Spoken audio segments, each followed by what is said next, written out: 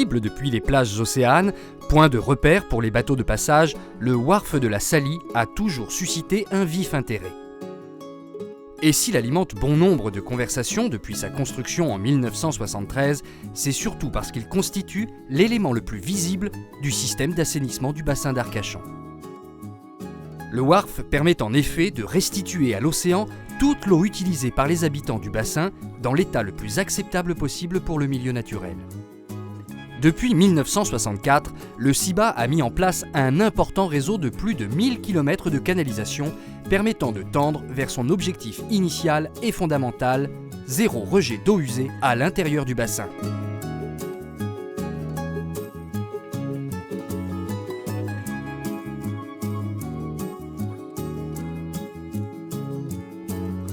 Grâce à cet important dispositif qui ceinture le bassin, 99% des habitations voient leurs eaux usées collectées et traitées par 3 stations d'épuration.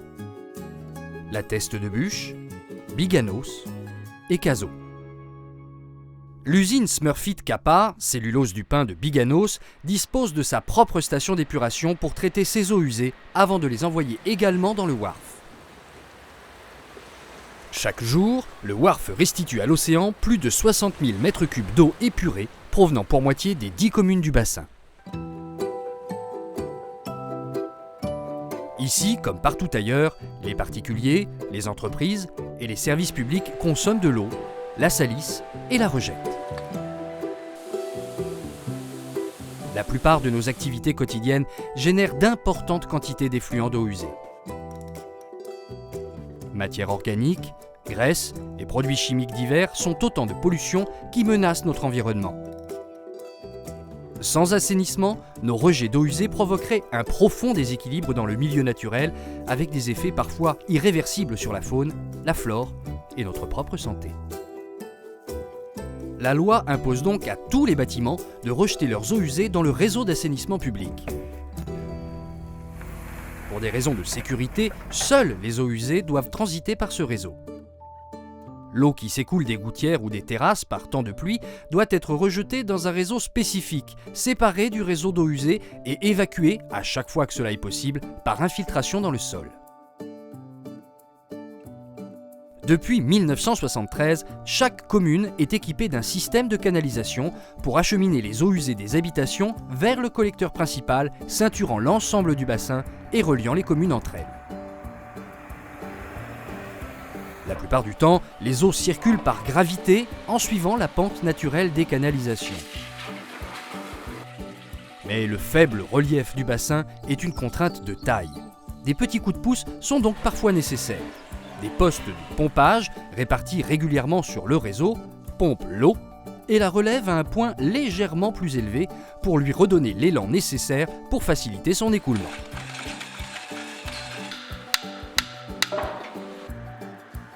Ces équipements aux dimensions plus ou moins importantes permettent de garantir un débit constant sur tout le réseau.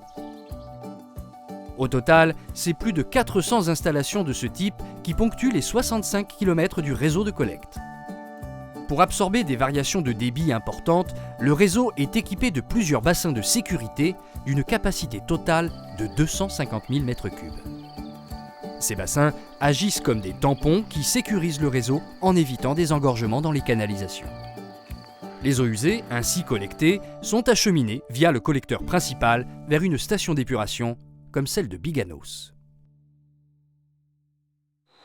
Le rôle d'une station d'épuration est d'extraire des eaux usées tout ce qui pourrait créer un déséquilibre dans son milieu récepteur, l'océan, et nuire à la santé humaine.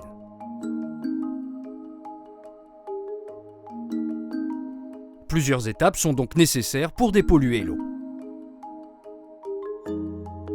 Un système de dégrillage permet dans un premier temps de retirer de l'eau tous les objets solides et les déchets grossiers.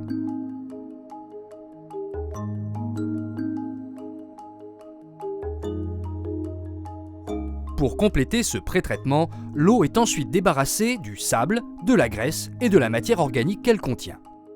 Le sable et les graviers, plus lourds que l'eau, tombent naturellement au fond du premier bassin et sont donc extraits uniquement grâce à l'effet de la gravité.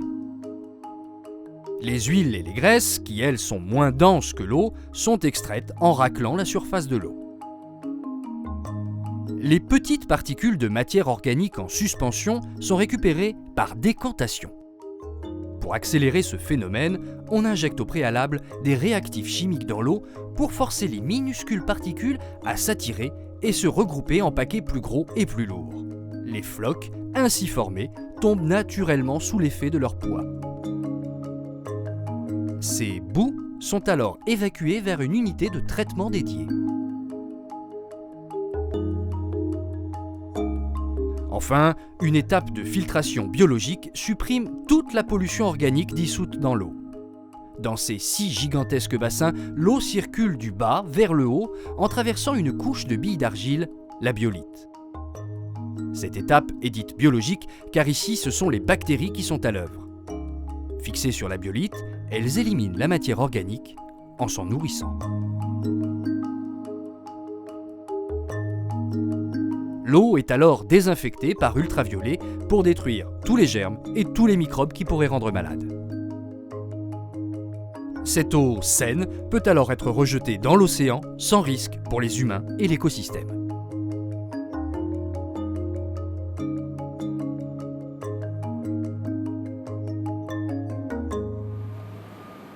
Les boues qui ont été retirées lors de l'étape de décantation sont déshydratées par centrifugation et par séchage thermique.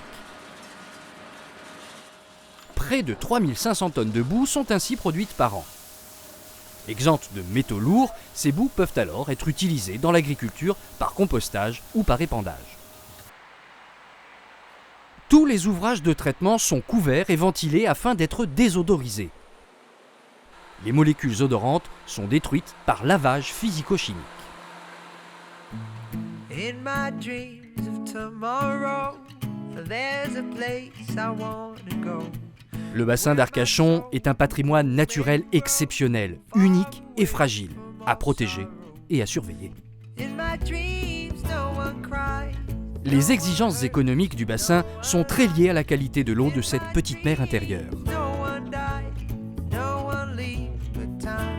L'importance des activités maritimes, l'ostréiculture, la pêche, mais également le tourisme et la plaisance imposent une maîtrise et des contrôles rigoureux des rejets d'effluents.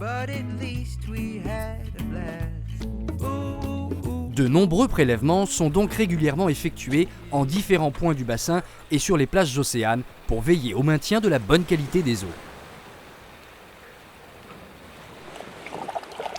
Le CIBA a pour mission d'agir pour la protection du plan d'eau du bassin d'Arcachon. Pour cela, il doit anticiper, prévoir son évolution et toujours mieux comprendre le milieu naturel.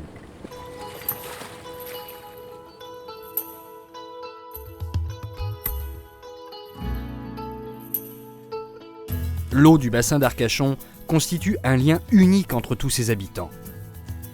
Protéger la biodiversité, permettre la croissance d'économies variées et garantir le vivre ensemble constituent les enjeux majeurs de notre système d'assainissement.